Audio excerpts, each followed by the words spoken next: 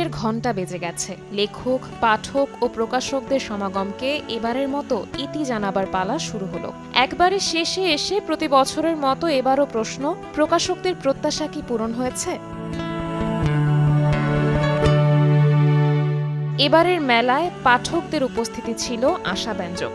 ব্যবস্থাপনা নিয়ে মোটা দাগে নেই কোনো অভিযোগ। তবে প্রত্যাশিত বিক্রি হয়নি বলে হতাশ প্রকাশকরা। বড় প্রকাশনীগুলো তুলনামূলকভাবে ভালো ব্যবসা করলেও নতুন প্রকাশকদের জন্য মেলা ততটা লাভজনক হয়নি। ২৭ দিন কাজ করে যেটা বুঝলাম যে পাঠকের সংখ্যা অনেক কমে গিয়েছে, আর তুলনামূলক বইয়ের দাম অনেক বেশি হওয়ার কারণে অনেক পাঠক বই কিনতে পারছে না। পাঠকরা আসছে, বই দেখছে, আশানুরূপভাবে বিক্রি হচ্ছে, কিন্তু গত বছরগুলোর তুলনায় এবছর একটু কম। পাঠকদের স্বতঃস্ফূর্ত আনাগোনা আছে, তবে অন্য বারের থেকে সেই আমেজ, সেই উদ্দীপনা কম। আমার মনে হচ্ছে যে এই শেষের এক সপ্তাহ সবচেয়ে বেশি মনে হয় আমার কাছে পাঠক এবং আমাদের সেল খুব সবচেয়ে বেশি ছিল।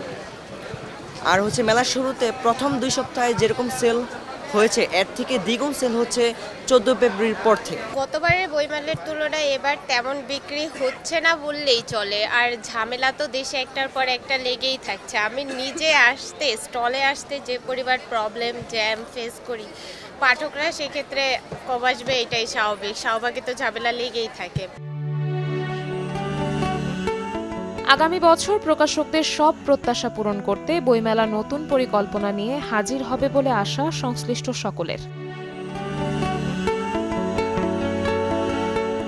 শবনব নিবিড়, সময় সংবাদ, ঢাকা।